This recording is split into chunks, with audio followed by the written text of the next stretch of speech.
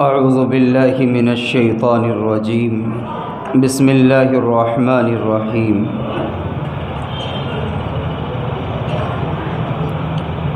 وَإِذْ أَخَذْنَا مِيثَاقَ بَنِي إِسْرَائِيلَ لَا تَعْبُدُونَ إِلَّا اللَّهَ وَبِالْوَالِدَيْنِ إِحْسَانًا وَذِي الْقُرْبَى وَالْيَتَامَى وَالْمَسَاكِينِ وَقُولُوا لِلنَّاسِ حُسْنًا وَأَقِيمُوا الصَّلَاةَ وَآتُوا الزَّكَاةَ ثُمَّ تَوَلَّيْتُمْ إِلَّا قَلِيلًا مِّنكُمْ وَأَنْتُمْ مُعْرِضُونَ وَإِذْ أَخَذْنَا مِيثَاقَكُمْ لَا تَسْفِكُونَ دِمَاءَكُمْ وَلَا تُخْرِجُونَ أَنفُسَكُمْ من دياركم ثم أقررتم وأنتم تشهدون ثم أنتم هؤلاء تقتلون أنفسكم وتخرجون فريقا منكم من ديارهم تظاهرون عليهم بالإثم والعدوان. ترجمہ سورہ بقرہ پہلا پارہ 10واں رکوع.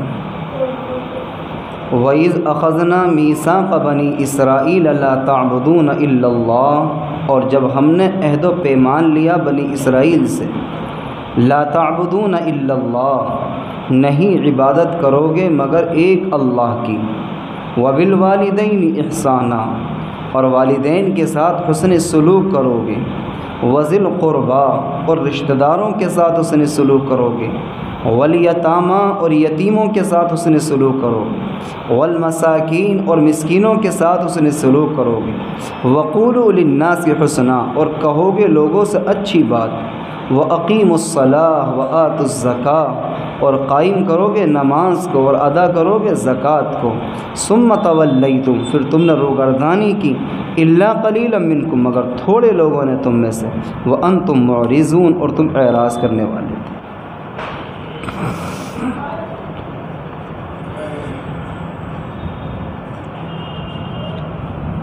اللہ تبارک و تعالیٰ نے قرآن مقدس کی ان آیت پاک کے اندر جو تلاوت کی گئی ہیں اپنے بندوں کو بہت اہم باتوں کا پیغام دیا. اس سے پہلے کہ میں آیت پاک سے متعلق چند باتیں آپ کے سامنے ذکر کروں، یہ جاننا ضروری ہے کہ اس سے پچھلی آیات میں رب العالمین نے کن باتوں کو بیان فرمایا. جو لوگ مسلسل درس کے اندر حاضر ہیں یا گزشتہ ہفتے موجود تھے، ان کے ذہنوں کے اندر بات ہوگی. بات چل رہی تھی حقوق العباد کی. اللہ تبارک و تعالیٰ نے اس آیت کریمہ میں ابتدا میں پہلے حقوق اللہ کو بیان فرمایا، اللہ کے حقوق، اور دوسرے نمبر پر حقوق العباد کو بیان فرمایا. اور یہ دو طرح کے حقوق ہیں. کچھ حقوق تو وہ کہلاتے ہیں جو حقوق اللہ ہیں، اللہ کے حق ہیں، بندے کا کوئی اختیار نہیں ہے اس میں. اور کچھ حقوق وہ ہوتے ہیں جو بندوں کے حقوق ہیں. اور حدیث شریف کے اندر آتا ہے، اللہ کے پاک پیغمبر محمد الرسول اللہ صلی اللہ علیہ وسلم نے ارشاد فرمایا کہ کل قیامت کے دن اللہ تبارک و تعالی بھی اپنا حق تو معاف کر دے گا، لیکن بندوں کا حق معاف وہ بھی نہیں کرے گا. یہاں تک لکھا ہے قرآن کریم کی آیت کریمہ کی روشنی میں آپ کے سامنے یہ بات ذکر کرنا چاہ رہا ہوں کہ کل قیامت کے دن ایک انصاف کی ترازو ہوگی، جس کو قرآن نے بیان فرمایا سورہ رحمان کے اندر کہ وَنَضَعُ الْمَوَازِينَ بِالْقِسْطِ، کہ ہم ایک انصاف کی ترازو لے کر کے آئیں گے، انصاف کی ترازو رکھیں گے اور اعمال کو تولا جائے گا. اور یہ وہ ترازو ہے جو بہت بڑی چیز ہے، کوئی معمولی چیز نہیں ہے. ترازو یہ بہت بڑی چیز ہے. پوری دنیا کے اندر اپنوں میں، پرایوں میں، مالی اعتبار سے، جانی اعتبار سے، چھوٹوں میں، بڑوں میں، امیروں میں، غریبوں میں، شہریوں میں، دیہاتیوں میں، چاہے جہاں پر، یہ ترازو ایک ایسی چیز ہے جو انسان کو تسلی دیتی ہے. یہ ترازو ایک ایسی چیز ہے جو انسان کی زندگی کو کیا بناتی ہے اور انسان کی زندگی کو دلاسا دیتی ہے. جب کوئی اپنا ظلم کرتا ہے، اپنا بھائی ظلم کرنے لگے، محلے کا کوئی ظلم کرنے لگے، کوئی امیر غریب کو ستانے لگے، کوئی طاقتور کمزور کو ستانے لگے، تو انسان ایک جملہ کہہ کر کے اپنے دل کو تسلی دیتا اور یہ کہتا کوئی بات نہیں، اللہ تبارک و تعالیٰ کے ہاں تم سے بدلہ لوں گا میں.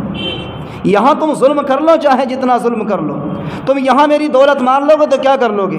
آج تمہارے پاس میں طاقت ہے، آج تمہارے پاس میں بہت بڑی طاقت ہے، دولت ہے تمہارے پاس میں، تمہاری توتی بول رہی ہے، لیکن یاد رکھنا میں معاف نہیں کروں گا تمہیں بالکل بھی۔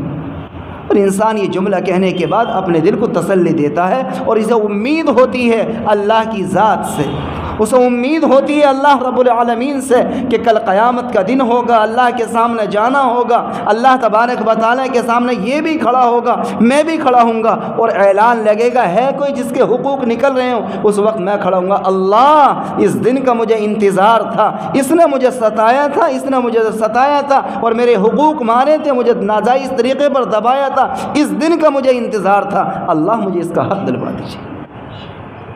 حدیث شریف کے اندر آتا ہے اللہ کے پاک پیغمبر محمد الرسول اللہ صلی اللہ علیہ وسلم نے انسانوں کو تعلیم دیتے ہوئے ارشاد فرمایا کہ اگر انسان جس پوری امید کے ساتھ، جتنی امید کے ساتھ انسان جب پریشانی کے عالم میں اس بات پر یقین کرتا ہے اور یہ بات ذہن میں ڈالتا ہے کہ اللہ کے یہاں جانا ہے اور انصاف کی ترازو ہے، اس موقع پر کبھی کبھی تنہائیوں میں اپنی زندگی پر بھی غور کیا کرے کہ وہ اللہ جب میرے حقوق دلوائے گا مجھ سے بھی تو معلوم کرے گا میں اپنی زندگی کیسے گزار کر کروں۔ تو میں نے آپ کے سامنے بات میری لمبی ہوتی چلی جا رہی ہے، میں صرف آپ سے یہ کہنا چاہ رہا ہوں کہ کچھ حقوق تو اللہ کے ہیں اور کچھ حقوق بندوں کے ہیں۔ اللہ تو اپنے حقوق کو معاف کر دے گا، وہ ارحم الراحمین ہے، وہ اکرم الاکرمین ہے۔ بہت بڑا گنہگار اپنے وقت کا پاپی اگر اپنی زندگی میں پوری طریقے پر، مکمل طریقے پر یہ نیت کر کے اللہ کے دربار میں آ جائے اور سچی پکی توبہ کر لے اور رب سے یہ کہہ دے کہ اللہ مجھ سے غلطی ہو گئی، مجھ سے گناہ ہو گیا، اللہ میں اپنے گناہ کا اقرار کرتا ہوں، احساس کرتا ہوں اور اپنے آپ کو تیرے سامنے مجرم بنا کر کے کھڑا کر دیا، گنہگار لا کر کے اپنے آپ کو تیرے سامنے بٹھا دیا، اللہ اس امید پر آیا ہوں تو بڑے بڑے پاپیوں کو معاف کر دیتا ہے، کسی کو دھتکارتا نہیں، کسی کو دھکے نہیں دیتا، اللہ مجھے معاف کر دے۔ اللہ کہتا ہے کہ التائب من الذنب کمن لا ذنب له۔ میرے پاک پیغمبر محمد الرسول اللہ صلی اللہ علیہ وسلم نے ارشاد فرمایا کہ جب کوئی گنہگار اپنے گناہوں سے تائب ہوتا ہے، کوئی گنہگار اپنے گناہوں سے معافی مانگتا ہے، اللہ تبارک و تعالیٰ اسے گناہوں سے ایسا پاک و صاف کر دیتا ہے جیسے اس نے کوئی گناہ کیا ہی نہ ہو۔ لا تقنطوا من رحمت اللہ، اللہ کی رحمت سے کبھی مایوس مت ہو۔ اللہ تبارک و تعالیٰ بڑی معافی دینے والا، اللہ تبارک و تعالیٰ بڑا معاف کرنے والا۔ اور پھر فرمایا رب العالمین نے اسی آیت کریمہ کے اندر کہ وبالوالدین احسان، والدین کے ساتھ حسن سلوک کرو۔ اس آیت سے متعلق، اس جملے سے متعلق گزشتہ ہفتے درس ہو چکا ہے، لیکن اشارتاً میں آپ کے سامنے بات ذکر کرتا ہوں جو بتانا مقصد ہے میرا۔ فرمائیں کہ جب بات آئی حقوق اللہ کی تو اللہ نے صرف ایک بات کہی کہ کیا بات کی؟ لا تعبدون الا اللہ، کسی کی عبادت مت کرنا سوائے اللہ کے۔ بات پوری ہوگی، سارے حقوق ایک جملے کے اندر سمیٹ لیے گئے، لیکن جب بات آئی حقوق العباد کی، جب بات آئی بندوں کے حقوق کی تو اللہ نے ایک لمبی فہرست بیان فرمائی۔ فرمایا کہ وبالوالدین احسانا وذی القربى والیتامی والمساکین وقولوا للناس، اتنے حقوق ہیں تمہارے اوپر۔ بندوں کے حقوق کے معاملے میں کبھی چوکنا مت، کہیں ایسی غلطی نہ کر بیٹھنے کہ کسی کا حق دبا لو اور تم یہ سوچو کہ کس کے اگر طاقت ہو کوئی لے کر کے دکھاوے۔ فرمائیں کہ تمہاری طاقت کوئی طاقت نہیں ہے، تمہاری طاقت کوئی طاقت نہیں ہے۔ رب العالمین وہ اتنا بڑا کریم بھی ہے اور اتنا بڑا قہار و جبار بھی ہے، جب کسی ظالم کی پکڑ کرتا ہے تو اس کی پکڑ سے کوئی بچ بھی نہیں سکتا ہے۔ جس اللہ نے نمرود کو نہ چھوڑا ہو، فرعون کو نہ چھوڑا ہو، حامان کو نہ چھوڑا ہو، شداد کو نہ چھوڑا ہو، جس اللہ تبارک و تعالیٰ کے سامنے قوم عاد نہ ٹک سکی ہو، قوم سمود نہ ٹک سکی ہو، اور یہ ایسی قوم تھی جس کو قرآن نے بیان فرمایا التی لم یخلق مثلها فی البلاد وثمود التی لم یخلق مثلها فی البلاد، کہ ان جیسی قومیں دوبارہ پیدا نہیں کی گئی، جتنی طاقتور، جتنی جنگجو وہ قومیں تھیں، وہ جیسی قوم اب دوبارہ نہیں لے کر کے آیا اللہ تبارک و تعالیٰ۔ ان کے اندر یہ طاقت تھی، وہ پہاڑوں کو کھود کر کے مکان بنا لیا کرتے تھے، انہیں اپنے جسم و جثے پر، اپنے جسم پر، اپنی طاقت پر اتنا اعتماد تھا اگر وہ کہیں پر کھڑے ہو جائیں تو ایک ستون کو، پلر کو ہلانا آسان تھا، لیکن ان کھڑے ہوئے انسانوں کو ہلانا مشکل ہو جاتا تھا آدمی کے لیے۔ وہ یہ سمجھتے تھے کہ ہمارے سامنے کوئی کوئی ہمیں ہلا سکے؟ اگر ہم جہاں قدم ڈال دیں دنیا کے مائی کے لال کے اندر کوئی طاقت نہیں، کوئی ذرہ برابر ہمیں ہٹا سکے۔ لیکن قرآن نے کیا بیان فرمایا؟ قرآن کریم نے بیان فرمایا کہ جب ہم نے ان کو اپنے عذاب کے اندر پکڑا، اپنے عذاب کے اندر پکڑا تو کیسا پکڑا رب العالمین نے؟ فرمایا یہ ہے کہ 7 دن 8 راتیں مسلسل ان کے اوپر ہوائیں چلا دی، اور ان کا عالم کیا تھا؟ کأنہم اعجاز نخل خاویہ فہل تری لہم من باقیہ، کہ فرمایا کہ وہ ایسے اڑے پھر رہے تھے جیسے کھجور کے تنے اڑے پھرتے، کوئی وجود نہیں تھا اللہ کے سامنے، نہ کوئی دولت والا، اللہ کے سامنے نہ کوئی طاقت والا۔ جب تک رہنا ہے دنیا میں، رب چاہی زندگی کے مطابق اپنی زندگی کو گزارو گے تو اسی میں امن و امان ہے، اور اگر من چاہی گزارو گے تو اللہ تبارک و تعالیٰ مہلت ضرور دیتا ہے، لیکن ایسے نہیں کہ اللہ غافل ہے تمہارے اعمال سے۔ اللہ تبارک و تعالیٰ تمہاری حرکتوں سے، تمہارے اعمال سے غافل نہیں ہے۔ جو تم بولتے ہو وہ بھی اللہ کے پاس میں ہے، جو تم کرتے ہو وہ بھی اللہ کے پاس میں ہے۔ فرمایا قرآن مقدس کے اندر کہ جب کل قیامت کا دن ہوگا اور انسان رب العالمین کے سامنے حاضر ہوگا، اور انسان کے اعمال نامے اس کے سامنے لا کر کے رکھے جائیں گے، اور انسان اپنے اعمال نامے کو دیکھے گا، اس وقت میں انسان یہ کہے گا اپنے اعمال نامہ دیکھ کر کے کیا بیان کرے گا؟ انسان کی زبان کے جملے یہ ہوں گے، ہائے میری بربادی، ہائے میری تباہی اور بربادی، میں تو ہلاک ہو گیا۔ یہ تیرا کیسا پیمانہ ہے؟ یہ تیری کیسی گنتی ہے؟ لا یغادر صغیرۃ ولا کبیرۃ الا احصاها، تو نے تو نہ کوئی چھوٹا عمل چھوڑا نہ کوئی بڑا عمل چھوڑا۔ اللہ تو نے کیسے، یہ عمل تو بڑی تنہائیوں میں کیا تھا، بڑی چھپ کر کے یہ کام کیا تھا، کانوں کان کسی کو خبر نہیں تھی، یہ بات تو میں نے بڑی تنہائیوں میں کہی تھی، صرف ایک کو معلوم تھی، صرف اللہ یا تو جانتا تھا یا میں جانتا تھا، یہ جس بندے کے ساتھ یہ کام کیا تھا وہ جانتا تھا۔ اللہ یہ تو نے کہاں تک ریکارڈ کر لیا؟ قرآن کریم بیان فرماتا ہے یہاں پر رب العالمین نے انسانوں کو تعلیم دی اور فرمایا کہ اگر تم اپنی زندگی کے اندر کوئی نیک عمل کرو گے، اپنی زندگی کے اندر اگر کوئی نیکی کرو گے تو یاد رکھنا رب العالمین کے خزانے میں کوئی کمی نہیں ہے۔ وَلِلَّهِ خَزَائِنُ السَّمَاوَاتِ وَالْأَرْضِ، آسمانوں کے سارے خزانے اور زمین کے سارے خزانے رب العالمین کے قبضے و قدرت کے اندر ہیں۔ قرآن کریم بیان فرماتا ہے فَمَن يَعْمَلْ مِثْقَالَ ذَرَّةٍ خَيْرًا يَرَهُ وَمَن يَعْمَلْ مِثْقَالَ ذَرَّةٍ شَرًّا يَرَهُ، اگر ذرے کے برابر نیکی کرو گے اللہ اس کا بدلہ بھی دے دے گا، اور اگر ذرے کے برابر برائی کرو گے اللہ تبارک و تعالیٰ وہ بھی تمہارے سامنے لا کر رکھ دے گا۔ کوئی چیز پوشیدہ نہیں ہے، یہ تو میرے اور آپ کا دل کا سمجھانا ہے۔ میں کبھی کبھی اپنے آپ کو اپنے دل کو سمجھاتا ہوں، آپ اپنے دل کو سمجھاتے ہیں اور سوچتے ہیں کہ کوئی بات نہیں، یہ تو چل ہی رہا ہے، یہ تو ماحول چل ہی رہا، کیا کرا جائے؟ فرمایا کہ ماحول سے متاثر نہ ہو، ماحول سے متاثر نہ ہو، تنہائی کے ساتھ آئے تھے دنیا میں اور تنہائی کے ساتھ جاؤ گے، اندھیری کوٹری ہوگی، نہ تمہارے دوست تمہارا ساتھ دیں گے، نہ تمہارے محلے والے، نہ سوسائٹی والے، نہ سماج والے، اپنے کیے کا بھگتنا اپنے آپ کو پڑے گا۔ کبھی اپنی تنہائیوں میں غور کیا کرو۔ قرآن کریم نے اس کو بیان فرمانے کے بعد یہاں سے آج کی تفسیر ہے، رب العالمین بیان فرماتا ہے یہاں پر وَبِالْوَالِدَيْنِ إِحْسَانًا وَذِي الْقُرْبَىٰ، والدین کے ساتھ حسن سلوک کرو، کیونکہ حقوق العباد کو جب بیان کیا جاتا ہے، بندوں کے حقوق کو جب بیان کیا جاتا ہے تو فرمائیں کہ بندوں کے حقوق میں سب سے اعلیٰ درجے کا اگر حق ہے تو فرمائیں کہ وہ والدین کا حق ہے۔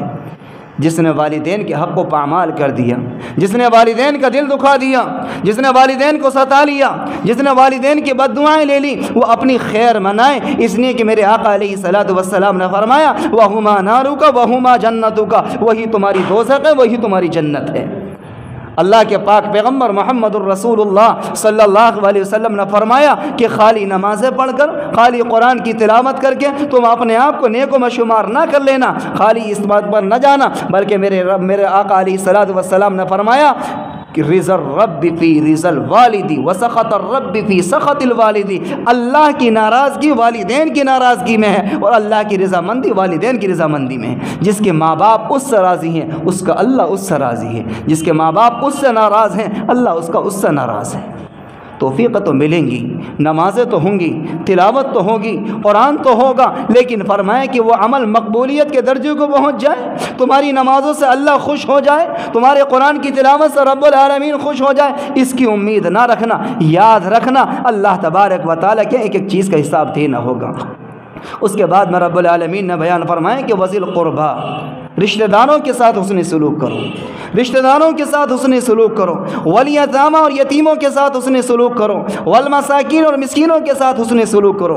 فرمایا کہ صورت حال یہ ہے ہمارے چھوٹی چھوٹی باتوں پر رشتہ داریوں میں ایسے معاملات آ جاتے ہیں کہ بھئی فلاں آدمی نے فلاں موقع پر میں بیمار ہوا تھا، وہ مجھے دیکھنے نہیں آیا تھا، میں 15 دن تک اسپتال کے اندر رہا اور 1 مہینہ گھر میں پڑا رہا، اسے یہ توفیق نہ ہوئی کہ میرے گھر میں آ کے جھانک لیتا، آج وہ پریشانی ہے، میں نہیں جاؤں گا، میں کس منہ سے چلے جاؤں کیا؟ ایک معاملہ نہیں ہے، بڑا دل دکھا پڑا ہے میرا، ایک معاملہ نہیں ہے۔ فرمایا کہ تم اگر ان باتوں کو بدلے کے لیے جاتے ہو تو بالکل جانا ختم کر دو، اور اگر میرے آقا علیہ الصلوۃ والسلام کی طریقے کے مطابق زندگی گزارتے ہو تو پھر آؤ۔ نبی علیہ الصلوۃ والسلام نے ارشاد فرمایا کہ اگر کوئی انسان صبح کو کسی مریض کی عیادت کے لیے جاتا ہے 70,000 فرشتے اس کے لیے دعائیں مغفرت کرتے ہیں، اللہ اس بندے کی مغفرت کے فیصلے فرماتے ہیں۔ اور اگر شام میں جاتا تو صبح تک اس کے لیے دعائیں کی جاتی ہیں۔ میں بڑی مستند روایت آپ کے سامنے بیان کر رہا ہوں، ترمذی شریف کی روایت ہے۔ آپ کے یہاں منتخب حدیث جو کتاب پڑھی جاتی ہے اس کے 400 صفحہ نمبر 470 پر یہ روایت موجود ہے۔ ہم نہیں سمجھتے ان چیزوں کو، ہم تو بدلے میں جاتے ہیں، وہ ہماری خوشی میں آئے گا ہم اس کی خوشی میں جائیں گے، وہ ہماری پریشانی میں آئے گا ہم اس کی پریشانی میں جائیں گے۔ قرآن کریم نے بیان فرمایا اگر دنیاوی اعتبار سے زندگی گزارنی ہے تو پھر جاؤ اپنے منی مان کرتے رہو، لیکن قرآن کا فرمان تو یہ کہ وبالوالدین احسانا، والدین کے ساتھ حسن سلوک کرو، والدین کے ساتھ اچھا سلوک کرو، وذی القربا اور رشتہ داروں کے ساتھ حسن سلوک کرو۔ جو تمہاری رشتہ داریاں ہیں یہ رشتہ داریاں معمولی نہیں ہوتی، یہ تو ہمارا اپنا ایک مزاج ہوتا ہے، بھائی ان سے نہیں پڑ رہی چھوڑ دو، ان سے نہیں پڑ رہی ان کو بھی چھوڑ دو، ان سے نہیں بن رہی ان کو بھی چھوڑ دو۔ قرآن کریم نے بیان فرمایا کہ یہ رشتہ داریاں تمہاری نہیں ہیں، یہ رشتے تمہارے بنائے ہوئے نہیں ہیں، یہ رشتہ داریاں اللہ نے بنائی ہیں۔ اللہ چاہتا تو تمہیں کہیں اور پیدا کر دیتا، کسی اور کو تمہارا چچا بناتا، کسی اور کو تمہارا تایا بناتا، کسی اور کو خالو بناتا، کسی اور کو ماموں بناتا۔ یہ اللہ نے ایک سسٹم بنایا کہ اس کو ماموں بنانا ہے، اس کو خالو بنانا ہے، اس کو تایا بنانا ہے، اس کو چچا بنانا ہے، اس کو باپ بنانا ہے۔ فرمایا کہ وہ بھی تو اسی ماں کے پیٹ سے نکلا تھا جس کو چچا کا مرتبہ ملا، وہ بھی تو اسی ماں کے پیٹ سے پیدا ہوا تھا جس کو تایا کا مقام ملا، اور وہ بھی اسی ماں کے پیٹ سے نکلا تھا جس کو باپ کا مقام ملا۔ کس کو باپ بنانا، کس کو چچا بنانا، کس کو تایا بنانا، یہ سارا نظام اللہ کا ہے۔ اگر تم ان رشتہ داریوں کو قبول کرو گے اللہ خوش ہوگا، اور اگر ان رشتہ داریوں کو توڑو گے تو پھر اللہ تبارک و تعالی ناراض ہوگا۔ میرے آقا علیہ الصلوۃ والسلام نے ارشاد فرمایا، حدیث شریف کے اندر آتا ہے صل من قطعک واعف عمن ظلمک، صل من قطعک جوڑو اس سے جو تم سے توڑے، واعف عمن ظلمک اور معاف کرو اس کو جو تمہارے اوپر ظلم کرے۔ اللہ کے رسول علیہ الصلوۃ والسلام نے حدیث شریف کے اندر ارشاد فرمایا اگر اس روئے زمین پر کسی انسان کی عزت گھٹ جائے، کسی سے معافی مانگنے میں، کسی انسان کی عزت گھٹ جائے، کسی کو منانے میں، کسی انسان کی عزت گھٹ جائے، اس کے سامنے ہاتھ جوڑ کر کھڑے ہونے میں، تو کل قیامت کا دن ہوگا اور سب سے زیادہ عزت اللہ کی ہوگی، اور اس کے بعد میں پاک پیغمبر محمد الرسول اللہ صلی اللہ علیہ وسلم کی ہوگی۔ اگر کسی کی عزت میں کمی آ جائے تو کل قیامت کے دن مجھ سے اپنی عزت لے لینا۔ اشارہ اس طرف تھا، بات کو سمجھانے کا انداز ہوتا ہے۔ حضور پاک علیہ الصلوۃ والسلام صحابہ اکرام کے درمیان یہ بات بیان فرما رہے تھے اور آنے والی مکمل انسانیت کو ایک تعلیم دے رہے تھے، پوری انسانیت کو ایک تعلیم دی رب العالمین کی جانب سے حضور پاک علیہ الصلوۃ والسلام نے۔ اشارہ اس جانب تھا کہ کسی کو منانے میں، کسی سے اپنی معافی تلافی کرنے میں، کسی کے آگے ہاتھ چھوڑ کر اس کو اپنے قریب کرنے میں اللہ تبارک و تعالی عزتوں کو بڑھا دیتا، گھٹاتا نہیں ہے۔ بڑی مشہور روایت ہے، چھوٹی چھوٹی احادیثوں کے اندر کبھی ہم غور کیا کریں۔ حضور پاک علیہ الصلوۃ والسلام نے ارشاد فرمایا من تواضع للہ رفعہ اللہ، من تواضع للہ رفعہ اللہ، جو انسان اللہ کے لیے جھکتا ہے، جو انسان اللہ کے لیے تواضع اختیار کرتا ہے، جو انسان اللہ کے لیے کسی اور کے سامنے جا کر کے معافی کے جملے کہتا ہے، جو انسان اللہ کو راضی کرنے کے لیے کسی اور سے معافی مانگتا ہے، غلطی اس کی ہے، ستایا اس نے ہے، ہر طرح سے ظلم اس نے کیا ہے، لیکن آپ نے کہہ دیا بھائی آپ جذبات میں آ گئے تھے، آپ غصے میں آ گئے تھے، یقیناً میری کوئی حرکت رہی ہوگی، بھائی میں آپ سے معافی مانگتا ہوں، مجھے آپ معاف کر دیجئے۔ اللہ فرماتا ہے حضور پاک علیہ الصلوۃ والسلام کے ذریعے پوری انسانیت کے تعلیم دی گئی، من تواضع للہ، جو انسان اللہ کے لیے کسی کے آگے جھک گیا، رفعہ اللہ، اللہ کا وعدہ کہ اللہ اس کو بلند مرتبہ عطا فرما دے۔ ہم نہیں جاتے کسی آگے، ہم نہیں جاتے کسی اور کے آگے معافی مانگنے کے لیے۔ وہ کون سے بڑا ہے، وہ کون سے بڑے باپ کا بیٹا ہے، میں بھی تو اسی باپ کا بیٹا ہوں، میں نہیں جاؤں گا، اس کی غلطی ہے، میری کیا غلطی ہے۔ فرمایا کہ یاد رکھیے گا، اس بات کو نوٹ کریے گا جو میرے آقا علیہ الصلوۃ والسلام نے فرمایا کہ جب تم اس کے آگے جاؤ گے وہ مارے شرم کے نگاہ اٹھا نہ سکے گا تمہارے سامنے۔ وہ سوچے گا تنہائیوں میں، وہ سوچے گا تنہائیوں میں کہ اس انسان سے تو یہ امید نہیں تھی، میرے سامنے آ کے جھک گیا ہی۔ وہ بار بار ساری زندگی آپ کے احسان کو بھول نہ سکے گا۔ یہ ہے میرے آقا علیہ الصلوۃ والسلام کی تعلیمات۔ اور فرمائیں کہ شیطان ورغلاتا ہے، شیطان ہمارے دل میں نہ معلوم کیسی کیسی باتیں ڈالتا ہے۔ حدیث شریف کے اندر آتا ہے کہ من تکبر وضعہ اللہ، جو انسان تکبر کرتا ہے، گھمنڈ کرتا ہے، غرور کرتا ہے، متکبر ہوتا ہے، گھمنڈی ہوتا ہے، اپنے آپے میں کسی کو سمجھتا نہیں، فرمایا کہ اللہ اس کو نگاہوں سے گرا دیتا ہے۔ ہم نہیں سمجھتے ان چیزوں کو۔ آپ نے دیکھو گا، دو باتیں کہہ کر کہ میرا وقت مکمل ہونے جا رہا، دو باتیں صرف کہنی ہیں آپ کے سامنے۔ فرمایا حدیث شریف کے اندر کہ من تواضع للہ رفعہ اللہ، جو انسان اللہ کے لیے جھکتا ہے اللہ اس کو بلند مرتبہ دے دیتا ہے۔ اور فرمایا کہ جو انسان اللہ تبارک و تعالیٰ کے لیے نہیں جھکتا بلکہ اپنی منمانی کرتا، تکبر کرتا، گھمنڈ کرتا، غرور کرتا اور اپنے سامنے کسی کو نہیں سمجھتا اور یہ سمجھتا ہے کہ ساری طاقت میرے قبضے میں، اللہ فرماتا ہے کہ ہم اس کو ذلیل و رسوا کر دیتے ہیں۔ آپ نے دیکھا ہوگا دنیا کے اندر بعض انسان ایسے ہوتے ہیں اگر وہ سامنے پڑ جائیں تو لوگ سیٹ دے دیتے، آئیے تشریف لائیے۔ بعض انسان ایسے کہ اگر لوگ سامنے اگر وہ آ جائیں تو ان کے لیے کھڑے ہو جاتے ہیں اور بڑے اچھے طریقے سے ان کے سامنے پیش آتے ہیں اور بہت اچھی طریقے سے ان کے ساتھ سلوک کرتے ہیں، اور جب وہ اٹھ کے چلے جاتے تو کہتے ہیں بڑا بیکار شخص ہے، بس اس سے تو اللہ بچاوا، بڑا بیکار انسان، ذرہ برابر اس کی وقعت نہیں ہوتی، دل کے اندر احترام نہیں ہوتا، صرف اس کی عزت اس معنی کرتے ہیں کہ شرری آدمی اپنے شر سے نہ معلوم کیا نقصان پہنچا دے، اس کے شر سے بچنے کے لیے یہ کام کیا جاتا ہے۔ ایسے نہ بتاؤ، ایسے نہ بنو، اپنے آپ کو بچھوؤں کی زندگی نہ گزارو، سانپوں کی زندگی نہ گزارو، بلکہ ایسے گزارو کہ جس گلی سے گزر جاؤ لوگ تمہارے اوپر اشارہ کر کے کہیں اس بندے کو ہم نے دیکھا کہ جب بھی گزر کر جاتا سلام کیے بغیر گزرتا نہیں ہے، چھوٹا ملا تب بھی سلام کرتا، بڑا ملا تب بھی سلام کرتا ہے۔ ایسے کیوں نہیں بنتے؟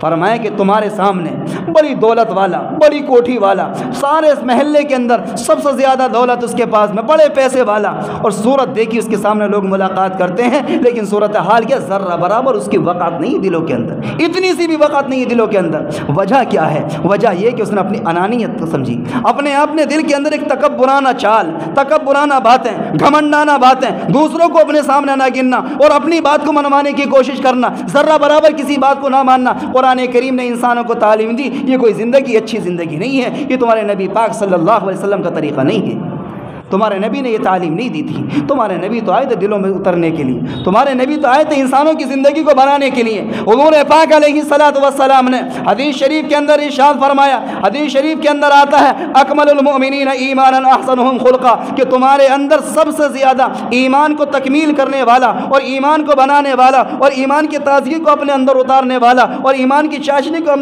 اپنے اندر اتارنے والا وہ انسان ہے جس کے اخلاق سب سے اچھے ہوں۔ ہم اپنے اخلاق بنائیں، اپنی زبان کے جملوں کو سدھاریں، اپنی زبان کے جملوں کو ٹھیک کریں، ہماری زبان سے تکلیف نہ ہو، ہم یہ سمجھیں کہ ہم صف اول میں نماز پڑھ لیں تو بہت بڑے مسلمان بن جائیں گے۔ فرمائیں کہ نماز پڑھنے سے مسلمان نہیں، عبادت گزار بنو گے۔ ہم یہ چاہیں کہ ہر وقت ہمارے ہاتھ میں تسبیح لٹکی رہے تو بہت بڑے مسلمان بن جائیں گے، اس سے عبادت گزار بنو گے، مسلمان نہیں بنو گے۔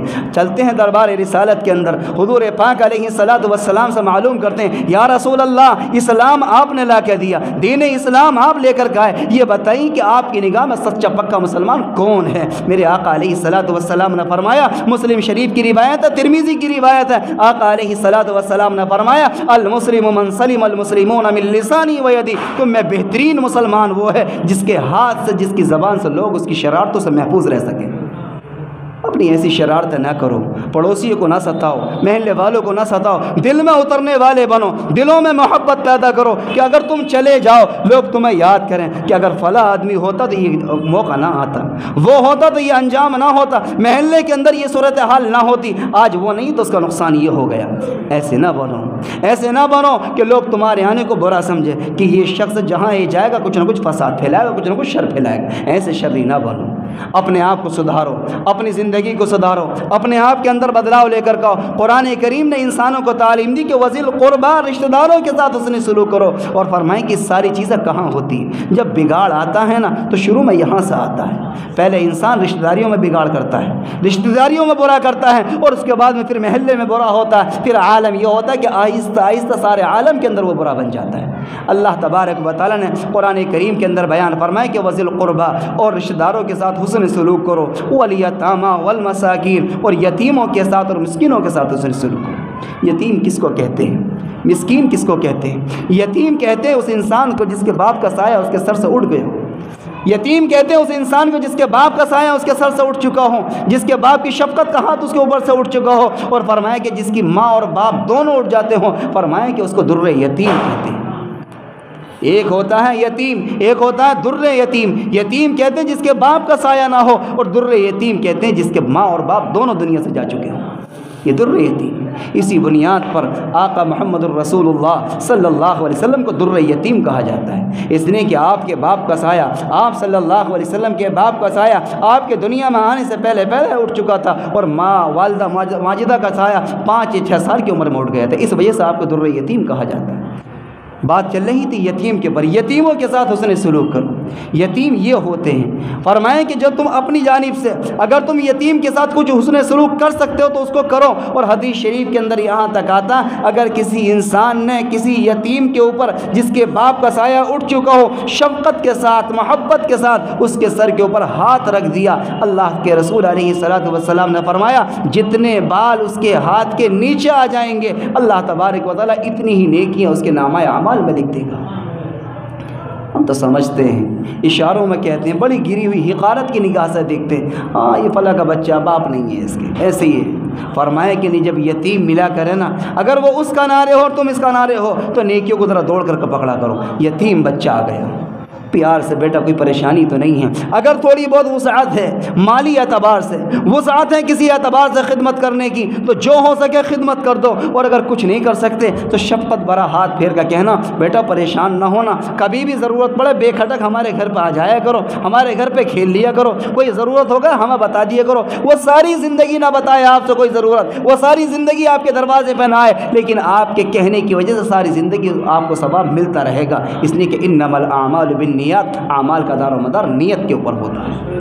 اسی بنیاد پر اللہ تبارک و تعالیٰ نے قرآن کریم کے اندر بیان فرمائے کہ والیتامیٰ، اور یتیموں کے ساتھ حسن سلوک کرو، والمساکین، اور مسکینوں کے ساتھ حسن سلوک کرو، وقولوا للناس حسنا، اور لوگوں سے اچھی بات کرو، واقیموا الصلاۃ وآتوا الزکاۃ، اور قائم کرو نماز کو اور ادا کرو زکوٰۃ کو۔ اس سے متعلق اور بھی باتیں ہیں، وقت میرا مکمل ہو گیا، انشاءاللہ زندگی بخیر رہی تو پھر آئندہ ہفتے بات آئیں گے۔ اللہ عمل کی توفیق نصیب فرمائے۔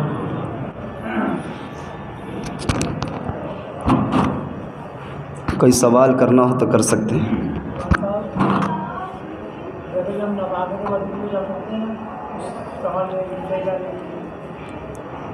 کس چیز کے لیے؟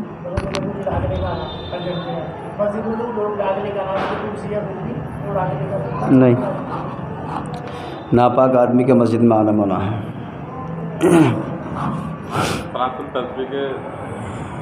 کیا فائدہ ہے؟ پڑھی جاتی ہے اور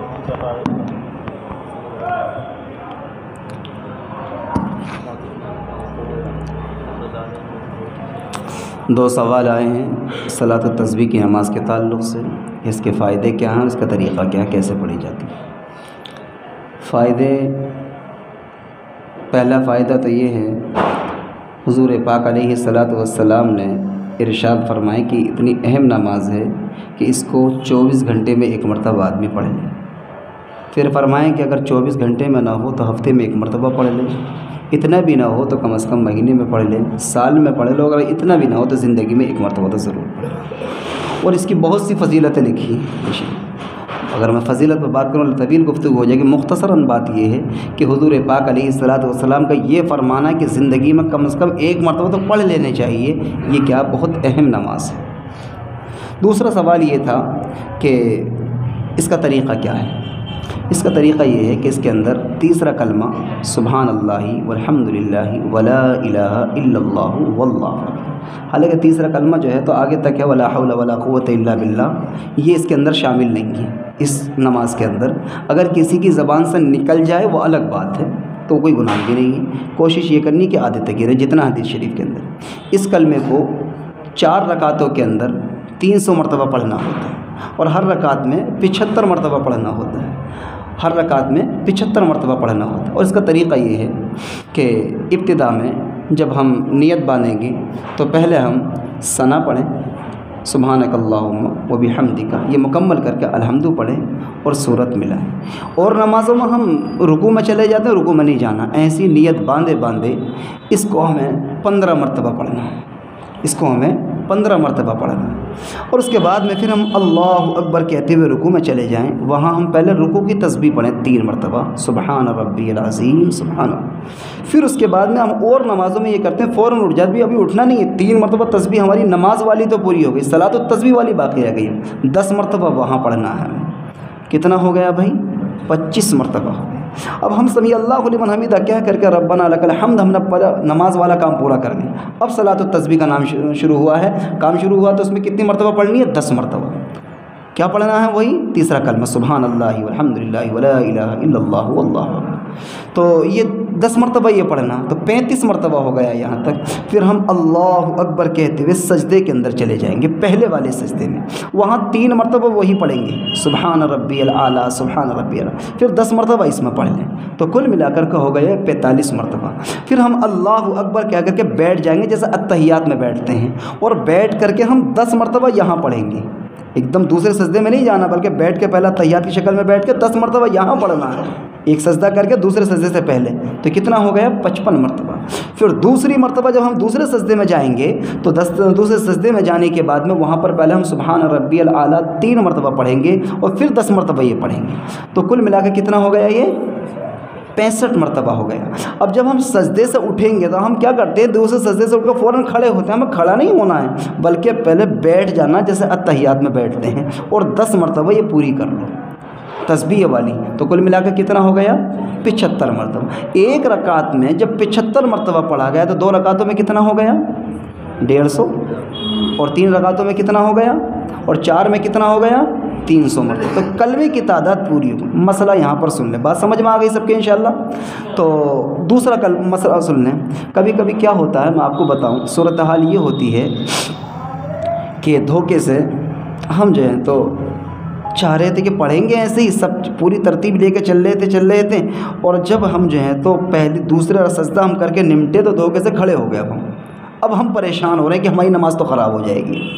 اب مسئلہ معلوم نہیں تھا، مولوی صاحب سے پوچھنے کی توفیق نہیں ہو، مسئلہ معلوم بھی نہیں تھا، اب بیچ میں پھنسے پڑے ہیں، نیت توڑیں تو مصیبت، آگوں کو بڑھیں تو مصیبت۔ تو نماز تو آدمی پوری کرتا ہے لیکن دل مرے ہوئے دل سے پوری کرتا ہے کہ کیا کریں، اب ہماری نماز میں کیا نماز، جب نماز پڑھنے کا طریقہ ہی معلوم نہیں، تو میں طریقہ مسئلہ بتا کے چلتا ہوں۔ اگر کہیں پر بھول ہو جائے، مثال کے طور پر پہلی رکعت سے کھڑے ہوتے ہوئے ہم بھول کر ہم کھڑے ہو گئے، تو ہم دماغ میں رکھ لیں اپنے کہ ہماری 10 مرتبہ تسبیح چھوٹ گئی ہے، دوسری رکعت میں کہیں اور چھوٹ گئی تو کتنی مرتبہ ہو گئی؟ 20، تیسری رکعت میں بھی چھوٹ گئی، کتنی ہو گئی؟ 40۔ فرمایا تو اس طریقے سے 2-3 مرتبہ چھوٹ گئی، 1 مرتبہ چھوٹ گئی، تو اس کو آپ مائنڈ میں سیٹ کر کے رکھیں، دماغ میں مکمل طریقے سے ذہن میں رکھیں، محفوظ کر کے، اور جب ہماری التحیات مکمل ہو جائے، اور التحیات مکمل ہونے کے بعد جب درود شریف پڑھنے کا نمبر آئے تو اس وقت میں ہم کیا ہیں، پہلے یہ تسبیحات پوری کر لیں، پہلے یہ والی جو پیچھے چھوٹے ہوئی ہیں نا ہماری تسبیحیں 10 مرتبہ 20 30 جتنی بھی چھوٹے ہیں وہ والی تسبیحات ہم کیا کر لیں، پوری کر لیں، پھر درود شریف پڑھ لیں اور پھر سلام پھیر دیں، تو انشاءاللہ ہماری کیا ہے، نماز یہ مکمل ہو جائے گی۔ آ گیا مسئلہ سمجھ میں؟ اور تو کوئی سوال نہیں؟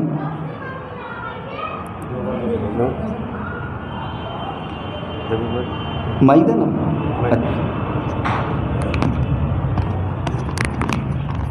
یہ جو ابھی طریقہ بتایا گیا ہے یہ تو الحمدللہ اگر سمجھ میں آ گیا ہے تو بہت اچھی بات ہے، لیکن شاید کچھ لوگوں نے ادب میں بھی کہہ دیا ہوگا ہاں آ گئی سمجھ میں، یہ اکثر سمجھ میں آتا نہیں ہے۔ جس صاحب کو اس کو سمجھنا ہے اور جن لوگوں کے پاس موبائل ہو تو وہ اس کا فوٹو کھینچ لیں، اس میں پوری ترتیب جو مولانا صاحب نے بتائی ہے لکھی ہوئی ہے، تو اس کی کوئی صاحب فوٹو کاپی کرانا چاہیں فوٹو کاپی کرا لیں، اور بہتر ہے جس پہ موبائل ہے وہ اپنے موبائل میں فوٹو کھینچ لیں۔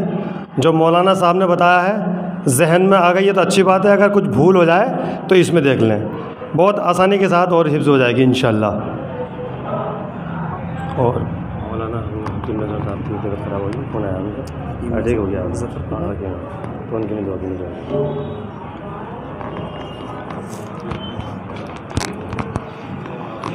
سوال بتانا، لکھ کے دینا، لکھ کے دینا۔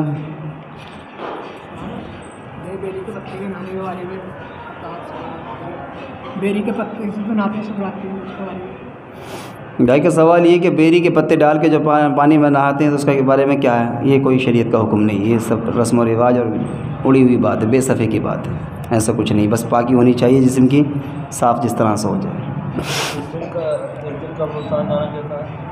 جانا چاہیے، اللہ کے رسول صلی اللہ علیہ وسلم گئے ہیں قبرستان، لیکن اس کو عادت بنا لینا کہ ہر مرتبہ ضرور ہی جانا ایسا نہیں ہے۔ اگر زندگی میں ایک مرتبہ بھی چلے گا تو سنت ادا ہو جائے گی۔ آپ صلی اللہ علیہ وسلم زندگی میں ایک مرتبہ قبرستان گئے، کوئی نہیں جا رہا ہے تو اتنا بڑا مجرم نہیں ہے کہ اس کو تم گھر میں پڑے رہے قبرستان تک نہیں گئے، اور کوئی جا رہا تو اس کو اتنا برا نہ سمجھے کہ بتاؤ یہاں قبرستان میں قلعہ گئے رہے مسجد میں جاتے تھے، نہیں، دونوں چیزیں ہیں، جا بھی سکتے نہیں بھی جا سکتے، دونوں طرح سے ہی جا سکتے۔ دعا کرا دیں۔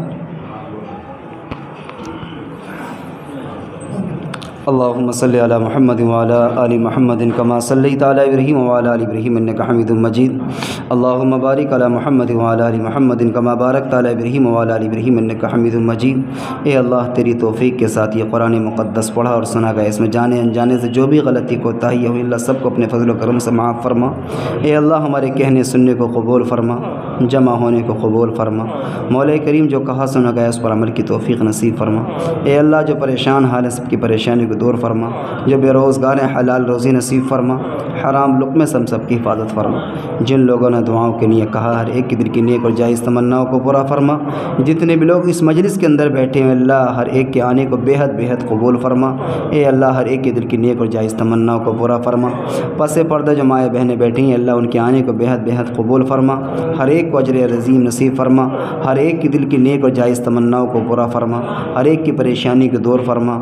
اے اللہ جو مقروض ہیں قرضے میں دبے ہیں اللہ ادائیگی کی آسانی کے ساتھ شکل اور صورت پیدا فرما۔ اے اللہ جو بیمار ہیں سب کو شفا جسمانی و روحانی نصیب فرما، سب کو شفا کلی نصیب فرما۔